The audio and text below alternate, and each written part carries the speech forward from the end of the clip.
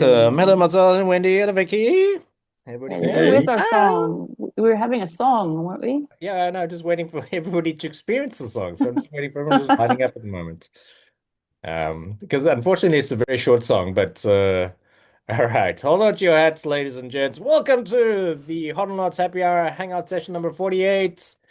Let's go. I love Bitcoin, you love Bitcoin, we love Wrote this song Bitcoin, Bitcoin, Bitcoin, especially.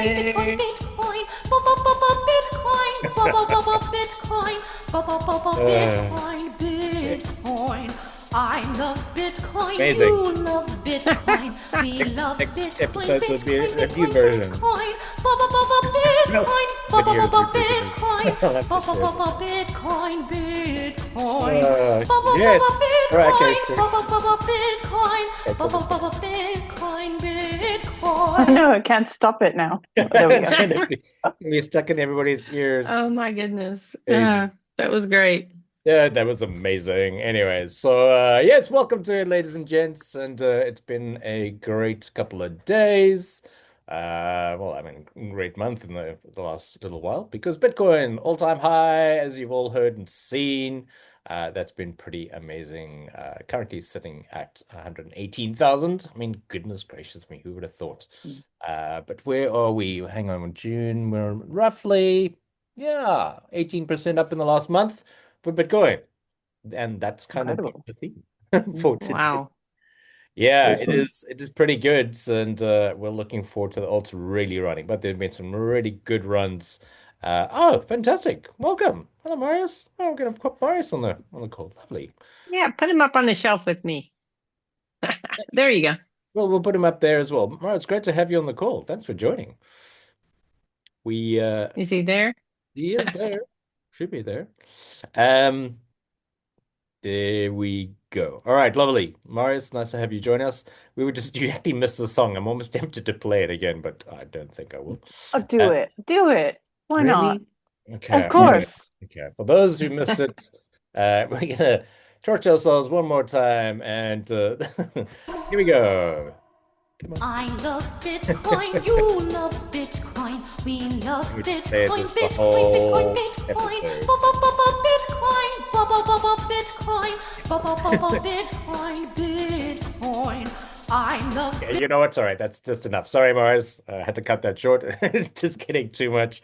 We were talking about actually how Bitcoin's performed over the last 32 days, well, 30 days since our last call, and up a really nice 18% for Bitcoin. And we're starting to see some of these altcoins move as well. But most of the theme today, ladies and gents, is about Bitcoin and crypto, specifically regulation and assimilation. All right, so we're going to be having a little bit of fun with that. We're going to be hearing from Wendy.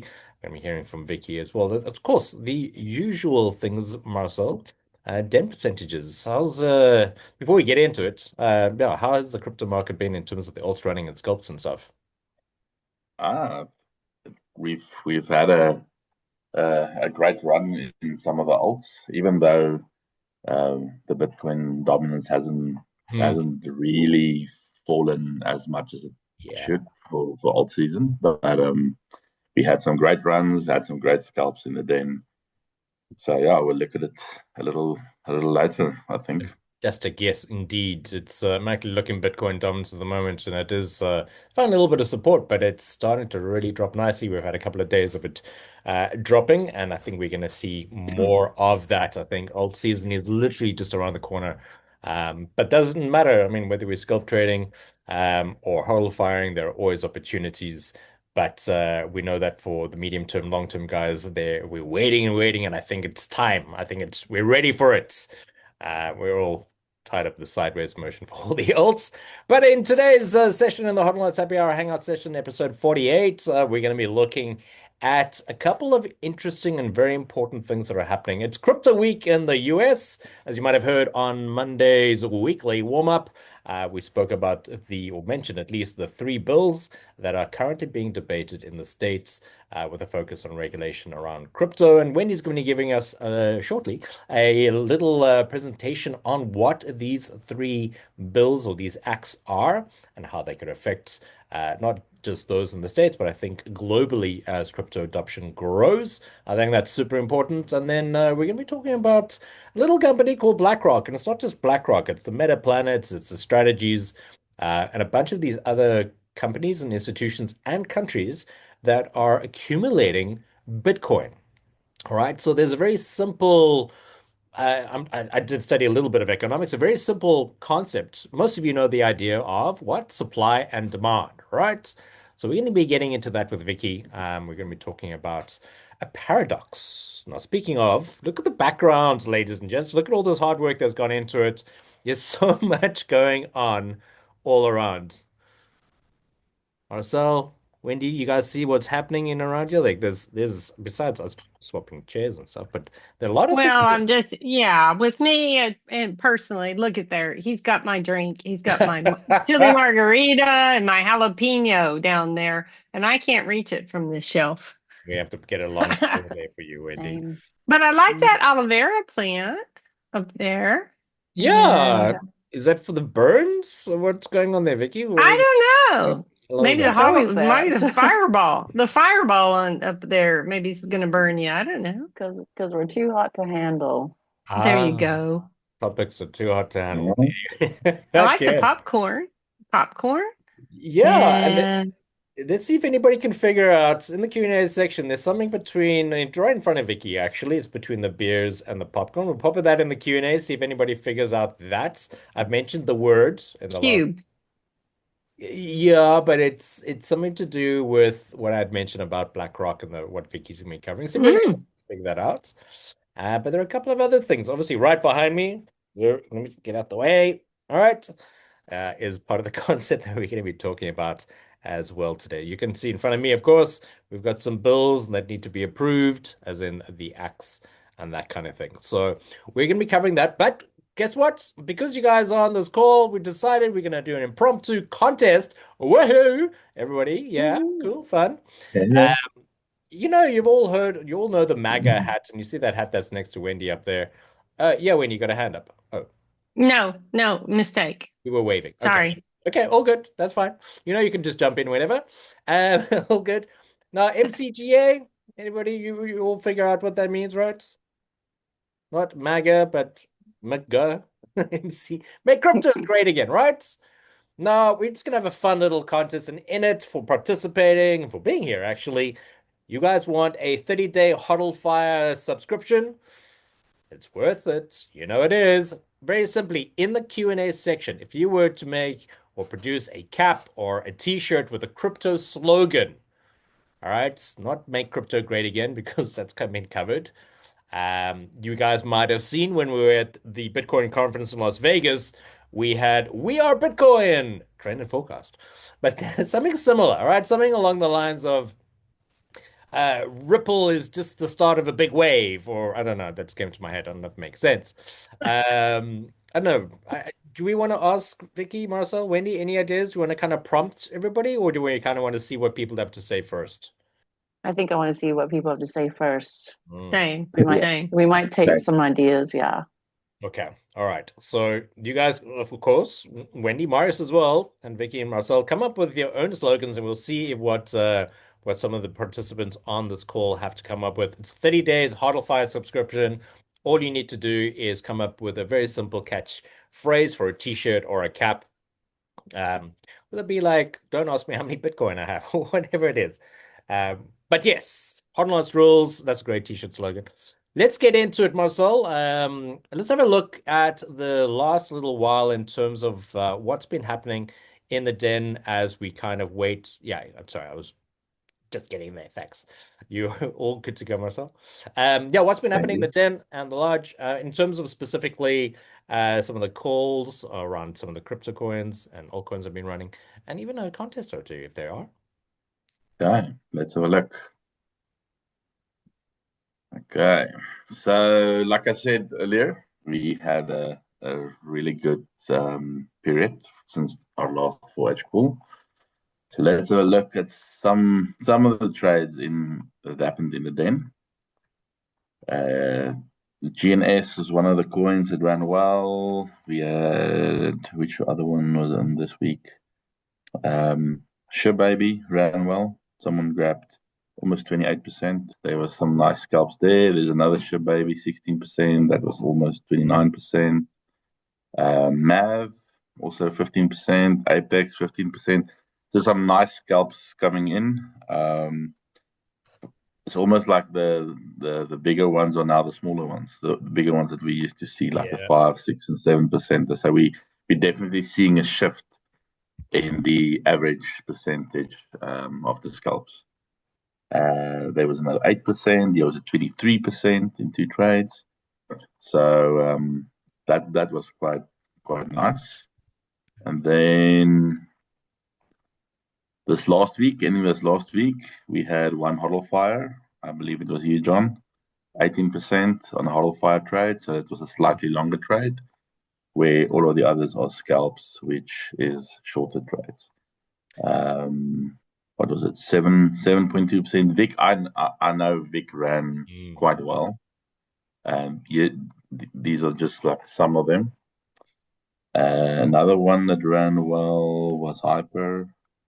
A whole bunch of members caught some Hyper in the den, some TGT as well. There was 3 almost exact trades of TGT in the den from 3 different members. Then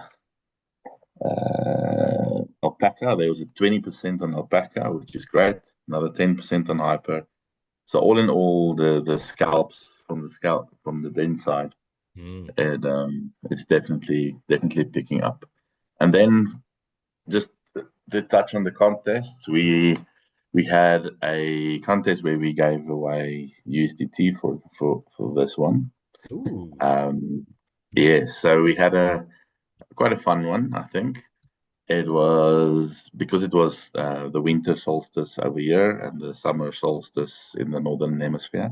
Yeah. We had like a photographic contest where you had to share a photograph, whether you took it yourself or whether you got it from somewhere else, just to show your part of the world and how the sunset and everything looks on your side of the world. So that was quite fun.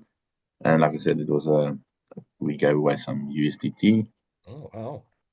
Very So cool. yeah, so we'll probably do another one like that soon.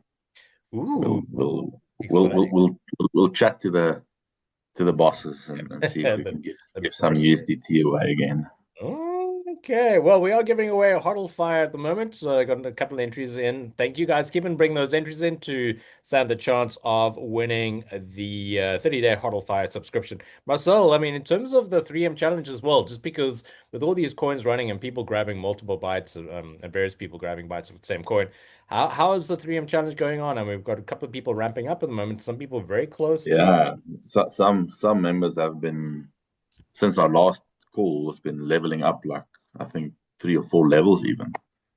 So it's definitely the opportunities are there, but it's definitely getting better in terms of the percentage, and obviously that helps a little bit with a 3M, but it's only going to get better, I think, from here on out. So I think the best is yet to come. So we'll hope for all season, and then everyone will probably start leveling up. Cool. Exciting times, exciting. We've got a couple of people joining the next intake of the 3M challenge, and it's been great to see people who are learning so much in the 3M challenge. Speaking about well, not so much a giveaway, but because it is Crypto Week and we're going to get into that with Wendy shortly, I'm not sure if some of you are aware, but we've got the whole of this week, we're giving a 10% discount on the next live foundational trading course, which starts next Friday, not this Friday coming. 10% the whole week. There is a coupon code. We'll pop it in, Vicky. We'll get in there shortly. Pop it in the chat. For those of you considering learning how to understand the fundamentals of charts and indicators, concepts like timeframes and where should be trading, already does one well in understanding short-term trades, medium-term trades, long-term trades as well. the Hodlnots live foundational training course starting next Friday. There is 10% off on that, of course. There is also the self-paced version of that course as well. And we've got a couple of students still busy with that. We're getting fresh students in pretty much every week, and it's pretty good to see them progressing through all of that. So bear that in mind. Lots on offer for those of you within Bitcoin Trend and Forecast, and to any of those who you are joining from the public who aren't yet members of Bitcoin Trend and Forecast. Welcome to it. This is Hodlnots weekly. Well, I wouldn't say weekly. Not the weekly warm-up, the monthly Hodlnots Happy Hour Hangout, where we chat about some of hot topics and important topics in and around the crypto space more in depth compared to the weekly warm-up. And one of the things, because it is Crypto Week, Wendy, we're looking at these three bills that are being debated in the States. Now, of course, you're American, you're from Texas. What does it really mean as an American to have these bills currently being debated? Oh, it's huge. It's huge for the entire crypto world. So I'm sure that it's not just America that's watching what's happening, because this is regulation. This is a step forward for not just the USA, but for all of crypto. So I know that a lot of people are talking about it now. It's a very hot topic. So we really wanted to dive into it a little bit and explain the three bills for those people who have not had or heard about them yet, or are not keeping up with the news. But hopefully they heard it on your announcement earlier on the news week. So that was a really good prelude to this. Do you want me to get into it now? Yeah, for sure. Let's jump straight in. I think it's a hot topic for this week. We're in already middle of the week, hump day. So let's have a look at what these bills are, these acts that are looking to be passed as they're being debated, and what it means for all of us. Thanks, Wendy. Yeah, great. Yeah, I did some research on this, and there's quite a lot of topic news articles out there on it, but it gets really in depth. So I'm sure it's going to be a hot topic for quite some time. But these are the three bills that we want to simplify. And this is what we do in Hodlnots with our trading is we simplify it, we make it easy to understand. So there are three bills on this crypto week, July 14th through 18th, and we're going to bring this presentation compliments of Hodlnots. So let's get into it. These are the three bills. The Clarity Act, which is also called the Digital Asset Market Clarity Act of 2025. The second one is the Anti-CBDC Surveillance State Act. And the third one is the Genius Act, Guiding and Establishing National Innovation for U.S. Stablecoins Act of 2025. So you'll get to know these by going through these slides with me.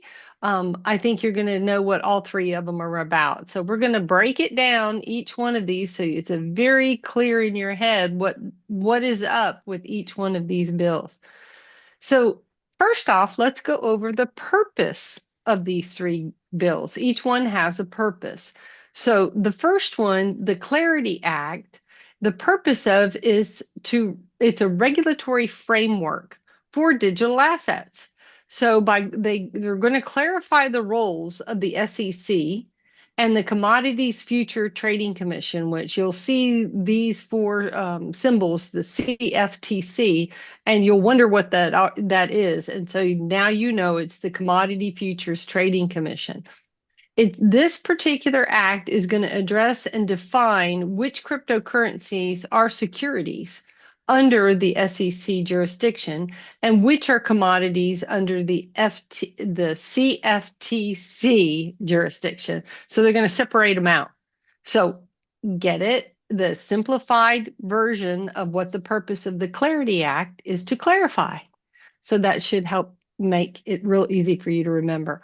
The second one is the Anti-CBDC Surveillance State Act. Now, the purpose of this is to prohibit the Federal Reserve from issuing a central bank digital currency, which we all do not want. It's been very negative about that in the past years when all the banks were talking about CBDCs.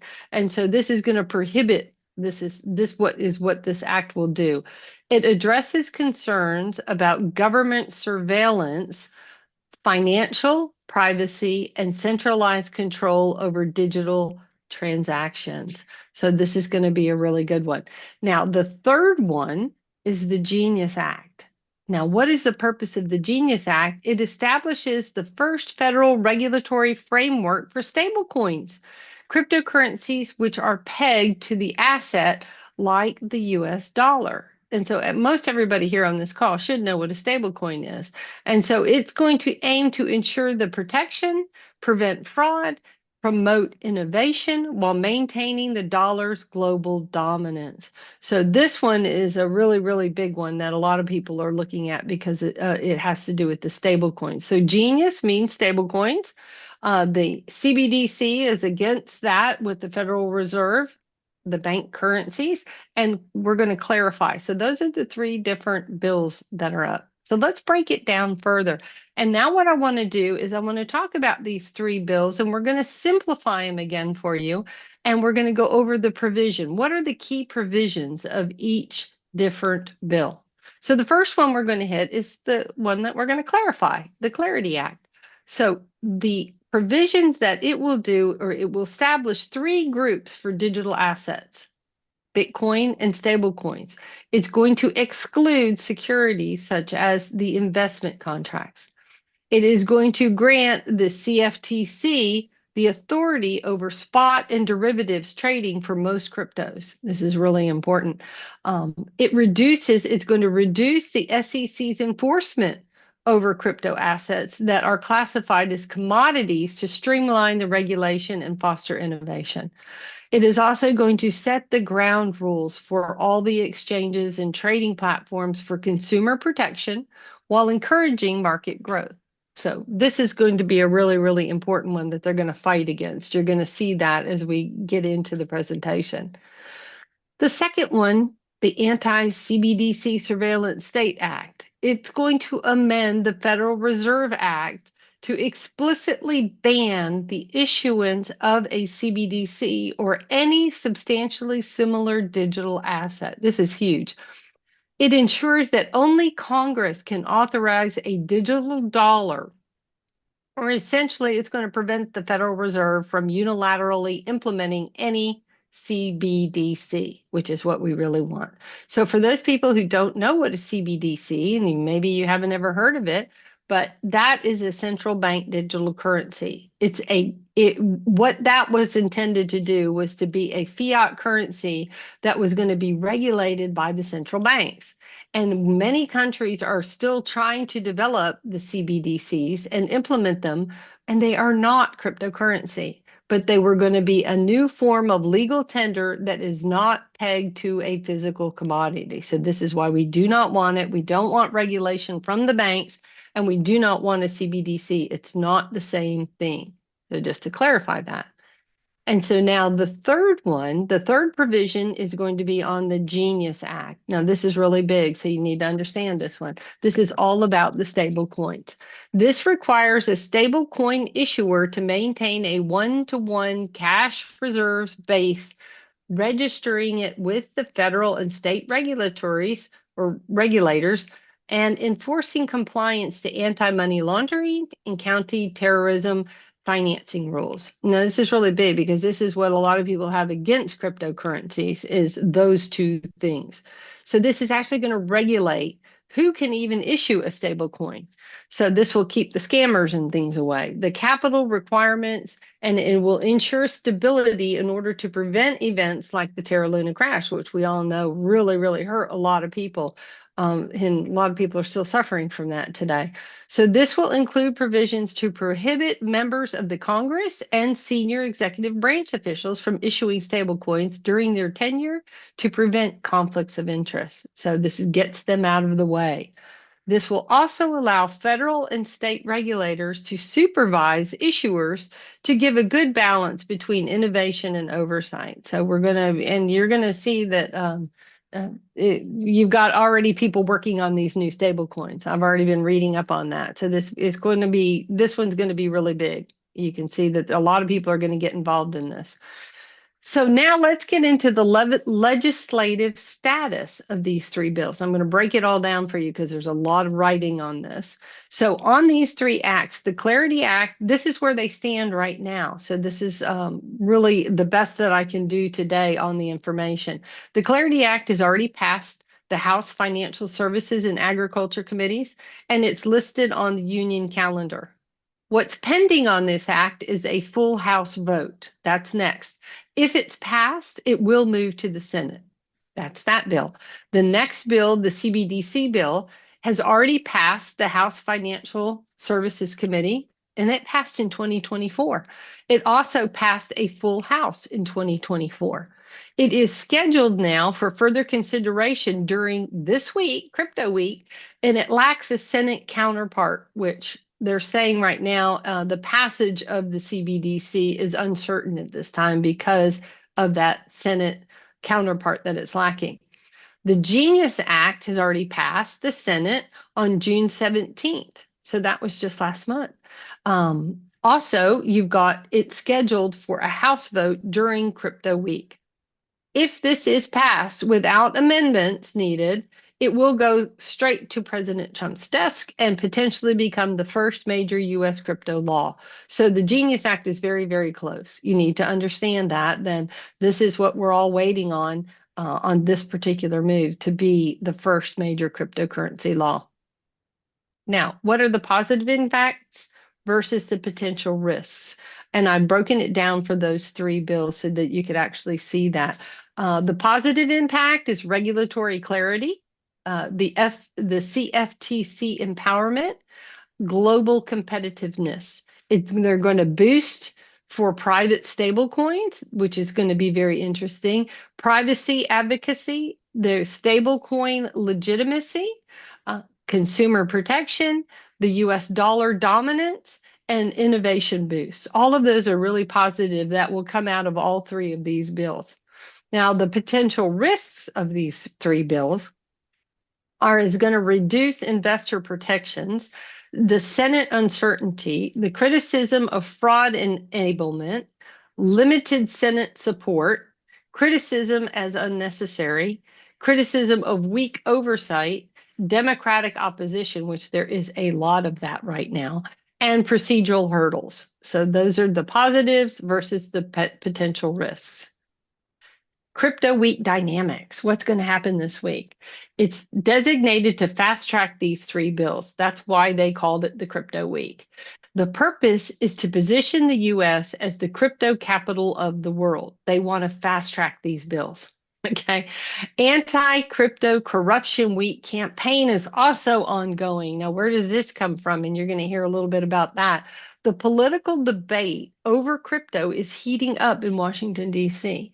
A very strong pushback could complicate the passage of these bills. Now, you need to know who's leading it. It's led by Maxine Waters and Stephen Lynch, senator. So they are for a bill that is aimed at uniting the Democrats to block all three of these bills. There is a lot of pushback. So instead of calling it Crypto Week, they're calling it Anti-Crypto Corruption Week. And they're, gearing up on their campaign to really come against all three of these bills. Very, very harsh right now. And there's a lot of news on that right now. So in conclusion, and thank you for letting me share this with you, but in conclusion, let's go over these three acts. The Clarity Act could transform the crypto market by clarifying the SEC and the CFTC roles, reducing regulatory uncertainty and fostering innovation, but it faces criticism for potentially weakening investor protections, and it requires the Senate approval. The Anti-CBDC Surveillance State Act supports private stablecoins, which you're going to hear a lot about, by backing a digital dollar, aligning with privacy advocates, but its Senate prospects are uncertain at this time. And the Genius Act, the one that is the strongest right at the moment, is likely to pass soon. It will legitimize and regulate stablecoins, boosting their adoption and reinforcing the US dollar dominance, which is what they want. Through the critics, even though that they're highlighting oversight gaps, together these bills could establish the US as a global crypto leader. But internal GOP, for those people, need to know that as Republicans, there's lots of division on this. And the Democratic opposition and the Senate negotiations all pose challenges against this bill. But however, if passed, they could drive significant market growth and adoption, and the market should turn up nicely. So we're really looking for that. We're struggling, but we're really looking for that. So hopefully the genius bill becomes a genius and it goes forward and all cryptos just soar up along with Bitcoin and life is good for everybody. So Absolutely. those are your three bills simplified for you. So hopefully you remember what they're about and you keep an eye on the news. And I'm sure you guys are going to keep your eyes on that in the news in the coming weeks ahead. Absolutely. That was great. Thank you, Wendy. Very, very cool. It's very important. I mean, also, I mean, the Genius Act, I think, is probably like you said, it's probably the biggest out of all of them. And I was just looking, Hmm. there's been an update in terms of the voting and how voting is going. There has been some, as you were worried about, there's been some opposition around some of the acts so far. Um, but apparently, so a little in a couple of hours in Wednesday morning in the States. There is going to be a vote on some of them. In terms of his last words, where he says, I've met with 11 of the 12 congresswomen and men who are necessary to pass the Genius Act. And after a short discussion, they've all agreed to vote tomorrow morning in favor of the ruling for at least for the Genius Act so far. Um, but there's been some concerns. A lot of the Democrats are not necessarily against any of these. They just want some of them to be amended somewhat. There's quite a concern around the CBDC Act or the Anti-CBDC Surveillance Act.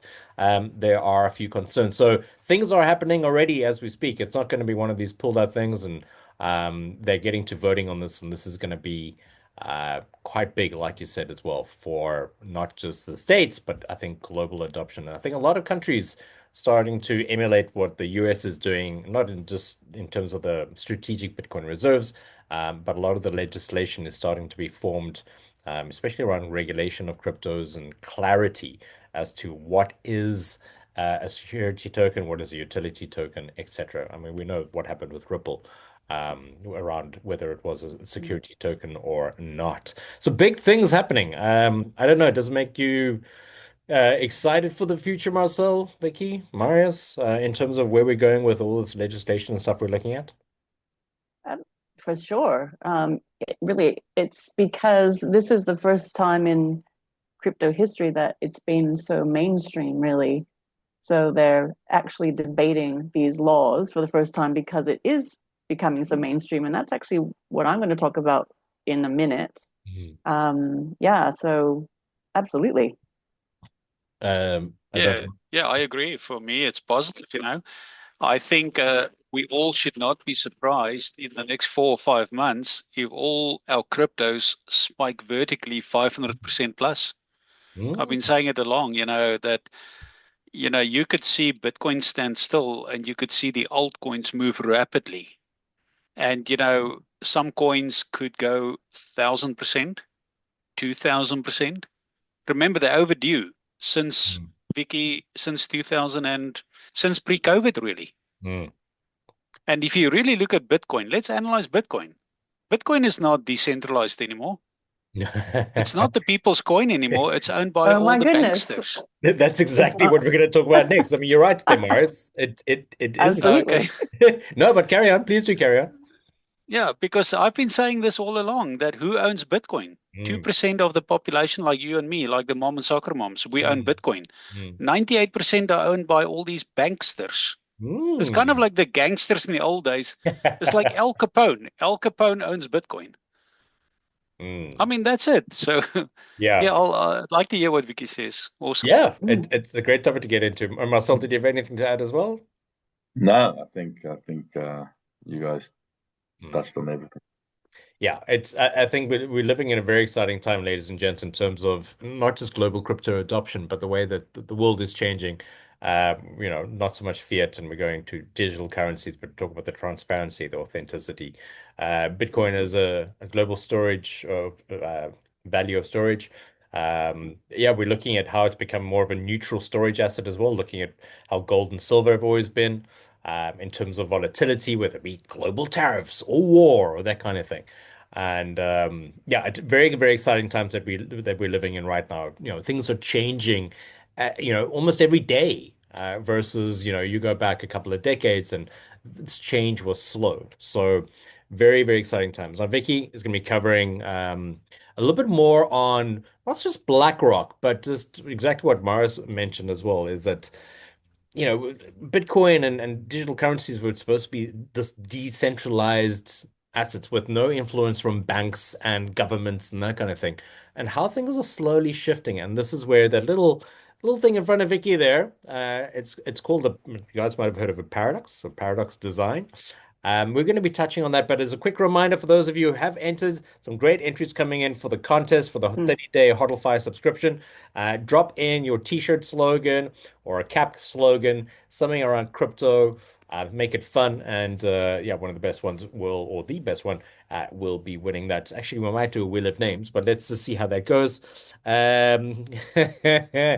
I've seen a meme somewhere before, Wendy, with that a couple of years ago. I seem to remember that.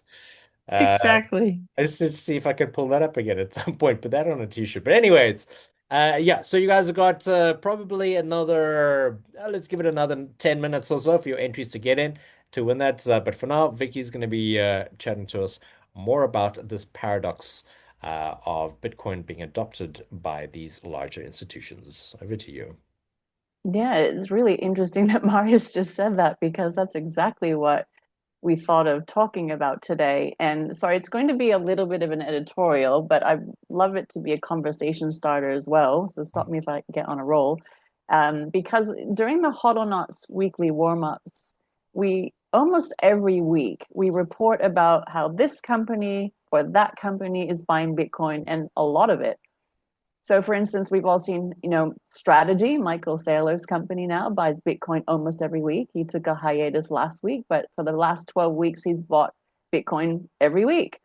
Now, while we were gathering the information for the warm-ups every week, we came across this article a few weeks ago that was discussing something called the Bitcoin paradox, which is really what Marius just talked about and what John just talked about. So for all the non-English speakers, it's a paradox in a broad term is basically a statement or a scenario, I guess, that sounds reasonable, but it contradicts itself. So it could contain two opposite facts at the same time. Now, what we're going to talk about here is Bitcoin's decentralized characteristic. As Marius said, Bitcoin was made for the people originally. And it's decentralized because no one entity controls it. But is that actually the case? And that's what we're going to talk about here. And this is where I'm going to focus on BlackRock. So I guess BlackRock is the bankster in this instance. So, we hear a lot about BlackRock, and BlackRock's above John at the moment as well. And well, who is BlackRock? So BlackRock was actually founded quite recently in 1988, and it does sound like a long time ago, but really it's not for these kind of companies. And at the moment, their market cap from 1988 to now is $248 billion. So that's huge for a company that didn't start that long ago. And weirdly, though, it only makes them the 97th largest company in the world, believe it or not. So there are a lot more companies that are a lot bigger. So, NVIDIA is $4.1 trillion. Microsoft is $3.7 trillion. So there's a lot of trillion-dollar companies out there. Apple, Amazon, Meta, so that's Facebook. So they're only in the $1 billion, but still. Now, BlackRock's basically an investment company. It's a multinational investment company. And it's one of the world's largest asset managers as well. So Larry Fink is an interesting guy. He actually co-founded, and he is still the chairman of BlackRock, and he has changed his tune completely. So since he started the company till now, he used to call Bitcoin basically an index for money laundering. So that's a direct quote. So he used to think Bitcoin is for money laundering. And a few years ago, and now till now, he's now calling it an international asset. So he has changed his tune completely. No, I'm not going to say that because he can make money off it, of course. So his tune has changed. Now BlackRock has a huge portfolio. So this is this is also coming into the bankster part, as Marius would say. So they own other companies, or they own other people's stocks. So they own stocks like JP Morgan, which is also an investment banking company, General Dynamics, which is a global aerospace company, and they have major US Defense Force contracts. But they also own shares in Amex and Visa and AstraZeneca and Johnson & Johnson and Pfizer and Walmart and Nvidia, which is actually their largest holding at this point, I think. Apple, Microsoft, Tesla, McDonald's, Coca-Cola, PepsiCo, Exxon, Chevron, the list goes on and on and on. They have thousands of companies' stocks that they own. And they also, interestingly, own a lot of media. So they own shares in Fox, CBS, Comcast, which is NBC, MSNBC, what else is there? Sky News, CNBC. They own stock in Disney, CNN, USA Today. You get the picture. So actually, the ramifications we should talk about in another happy hour hangout, but I'm not going to go into that much more. So basically, a few giant corporations together controlling most of the smaller companies isn't really new, but it is new for the crypto space. So I don't know if everyone knows this, but there's probably 6 companies in the world that own shares in most of the other companies in the world. So they're really kind of controlling a lot of what goes on in the world, and you don't even know it. And this is kind of what's possibly going to happen with Bitcoin, especially Bitcoin. Now, what we're going to do is I want to talk a little bit about BlackRock and their accumulation of Bitcoin, because we do talk about BlackRock, but we always go, oh, Michael Saylor is buying Bitcoin, Michael Saylor. But BlackRock is actually buying more. So as of June, they actually own 662.5 thousand Bitcoin in the various parts of their company. And the reason why that's important is they now above John's head, so they own 3% of Bitcoin's total supply now. That makes them the second largest holder in the world. And put in the chat, who do you think is the first largest holder in the world? Anyone want to know? Anyone want to guess? Put it in the chat. So they are, you don't really hear that they are. You hear about all the other companies. I mean, BlackRock is in the news, but so the first largest holder, John, I think John knows. Who do you think the first largest holder in the world is? First. Yeah. So Wow. BlackRock's the second largest holder. Who holds the most Bitcoin in the world? Well, I mean, besides strategy? And yeah, so the strategy is not number one. So, Matthias and Daphne actually got it. Yeah. So Satoshi Nakamoto is the first largest holder. He is the large, they, here we go again. So he or they are the largest holders of Bitcoin still. So obviously they or he created Bitcoin, and they still hold 1.1 million Bitcoin. So they own quite a bit more, but BlackRock is fast catching up.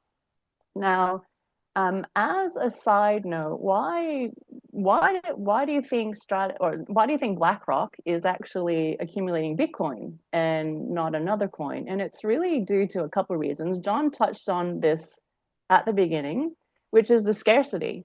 So by design, Bitcoin only has 21 million Bitcoins ever. And not all of them are mined yet, but there will only ever be 21 million Bitcoin in existence.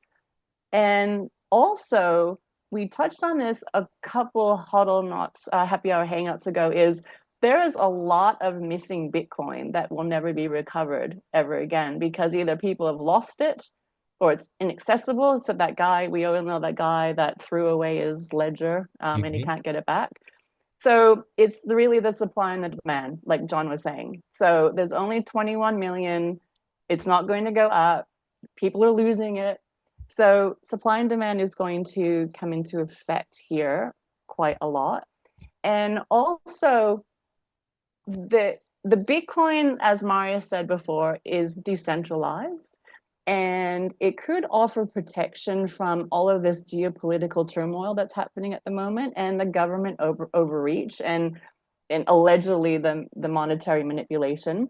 And this is the point we're going to talk about, which is why Bitcoin was created in the first place and what is happening to it now. So what does BlackRock do with all this Bitcoin? Unlike companies like Strategy, so Strategy is buying it for themselves. They are investing in it. They are probably maybe going to sell it one day. But really, BlackRock doesn't do that wholly. So one of the largest uses for Bitcoin for BlackRock is in their arm. So BlackRock has a lot of companies underneath it, or they're the same company, but a lot of arms of their company. And one of their arms is called iShares Bitcoin Trust, or you might see them as IBIT. And that arm holds 215,000 Bitcoin alone. And you might not have heard of IBIT or iShares Bitcoin Trust, but you probably might have heard about BlackRock's ETFs.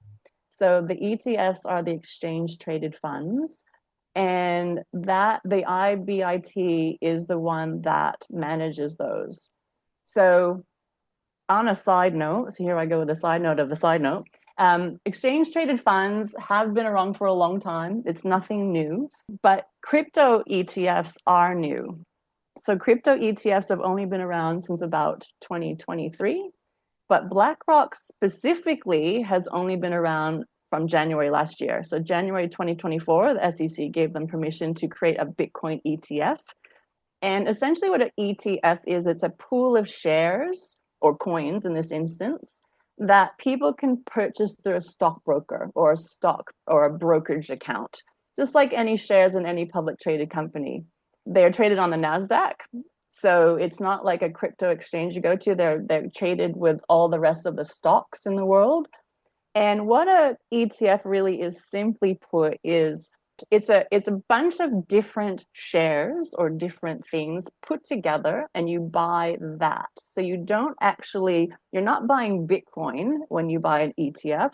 You're buying a fractional share in a fund that holds Bitcoin. So it could be anything. So a lot of the times for normal ETFs, you'll have some of this company and some of that company and some of this company and some of that company all together, and you buy that fund like that. So you don't really own the company's shares, you own the fund or part of the fund that owns the shares. So the same with Bitcoin. You're not buying Bitcoin, you're buying a piece of a fund that owns Bitcoin.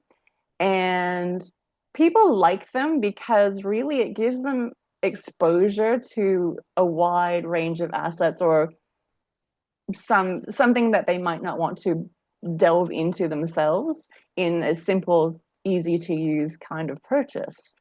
So the other thing is, buying them that way could have different tax implications, because you're not buying Bitcoin, you're buying a share in something that owns Bitcoin. So people like them, they're easy. If you're not sure about Bitcoin, you're kind of relying on BlackRock to see, oh, that could be a good investment. So that's why people start to like them. But ETFs are kind of, there's a for and against them. So the supporters of the ETF says that it will help reduce the volatility of Bitcoin. So with companies like BlackRock, who are very highly regulated, and this goes in with what Wendy was just saying. So BlackRock isn't just a cowboy. They have to jump through hoops to get these ETFs going.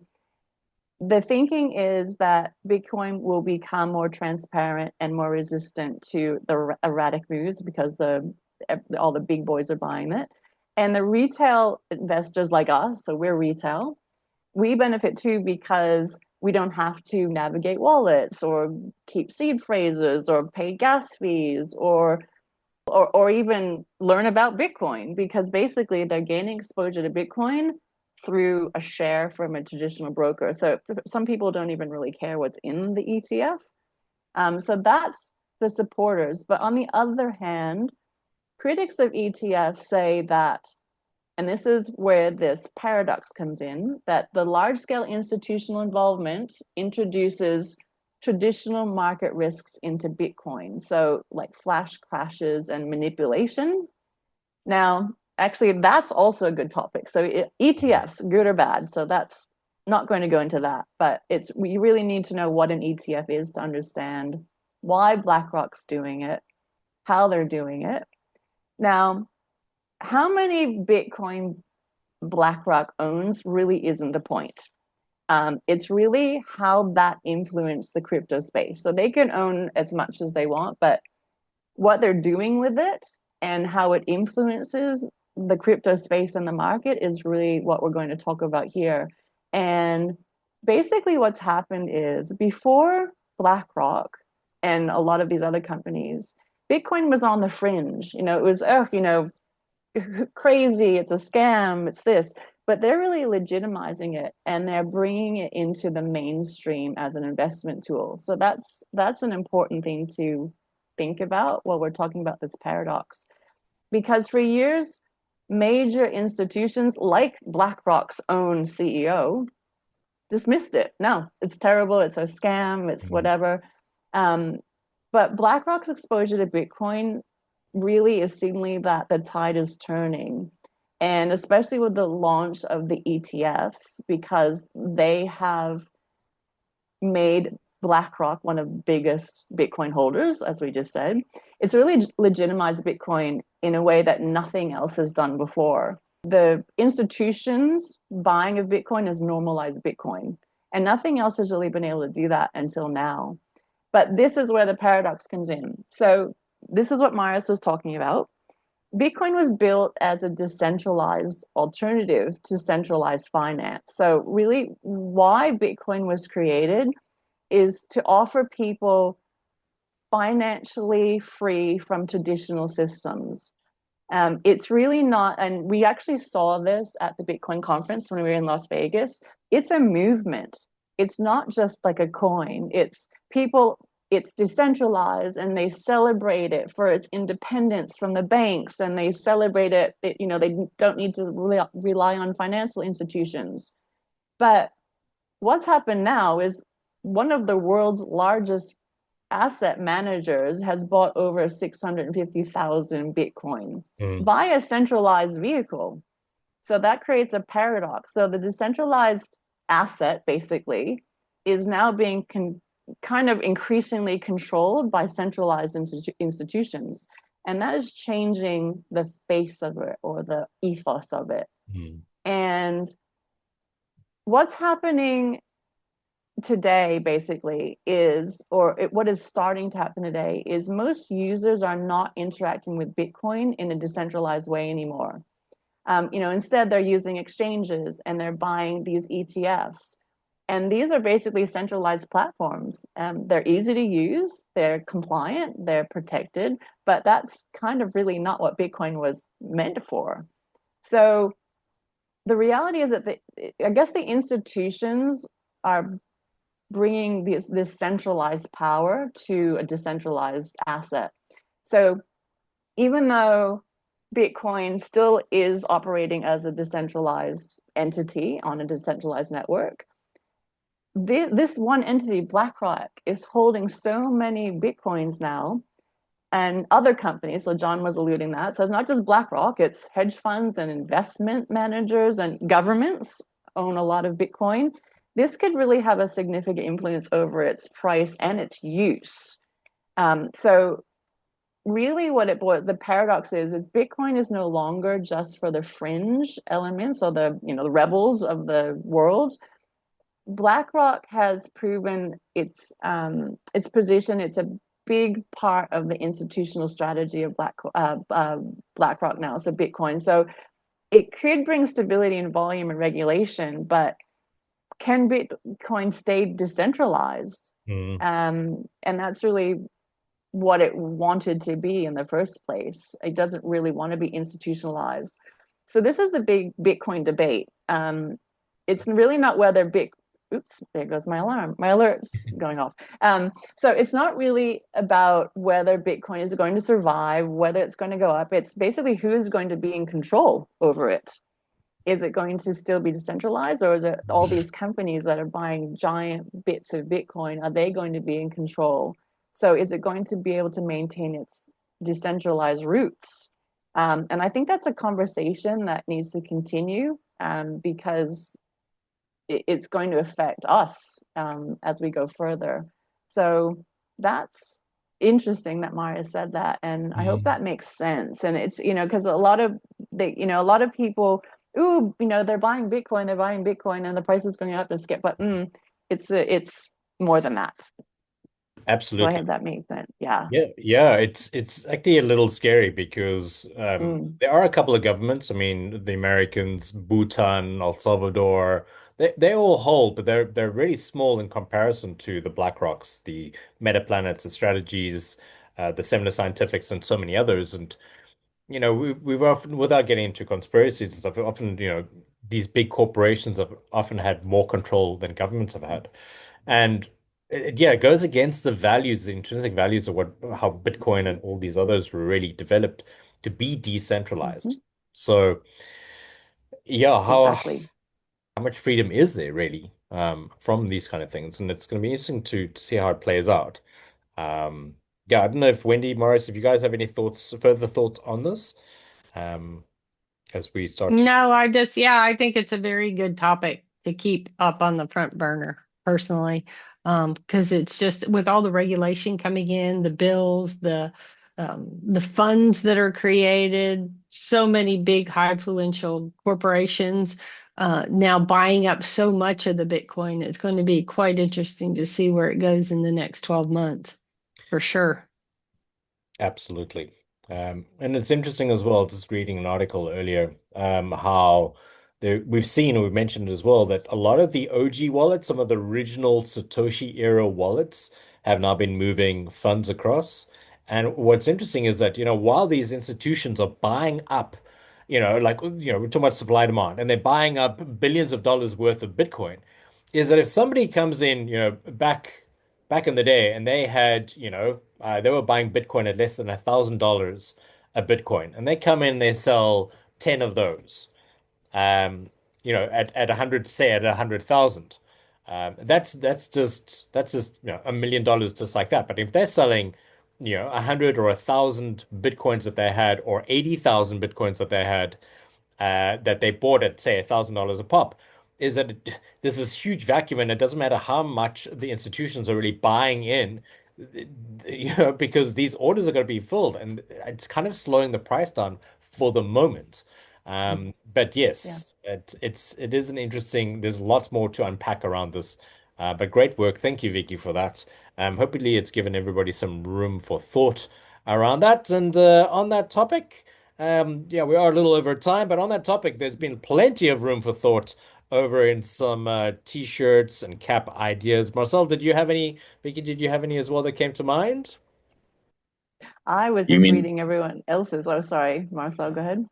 uh, no, I wanted to ask John whether he is asking my own Yeah, input yours. or Yeah, yeah, no, I'm not the creative one over here. yeah. Lies, lies. I could read some.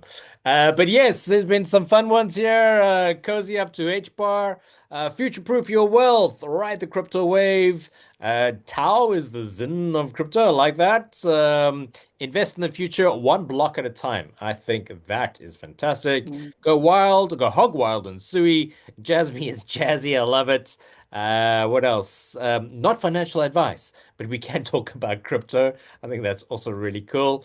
Hodlnots, in and out before you know it. Fantastic.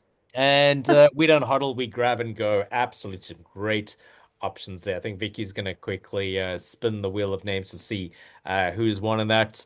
And then there's a question as well, whether it be for Vicky, Morris, or Wendy.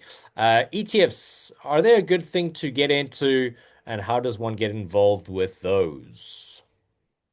I think that Yeah. was with a broker. So as you had mentioned earlier, Vicky, the ETFs, it's just people need to realize it as part of a package, an investment package that goes with the price of Bitcoin, but you don't actually own the Bitcoin.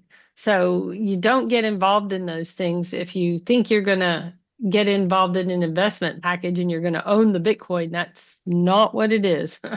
It goes against the price. Unless you have anything else, Vicky, it's very interesting how they make money. Yeah, so that's actually what I mentioned in that well, diatribe, I suppose. But Hmm. it's you don't any ETF, you don't really own what's inside them, whether it be stocks or gold, or there's lots of different ETFs in the world. You own the ETF, or a fraction of it. So it's really what's inside that the company puts together, but you have no control over it.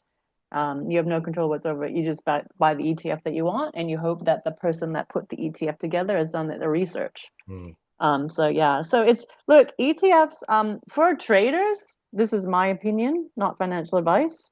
I would not buy an ETF because I know how to trade.